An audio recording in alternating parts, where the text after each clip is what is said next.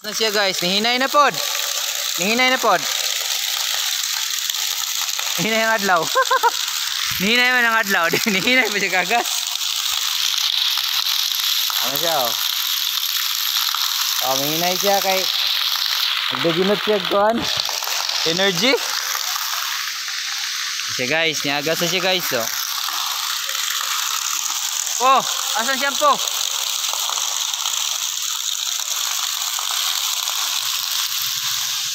Atong hulat ang duha guys kana siga. Sa pa lang ang niagas. Number 2. Nawala. Nawala. Nag-stop. Nag-stop na siya kay ni shade naman po ang panganod. So ingon na ang kinabuhi sa solar guys.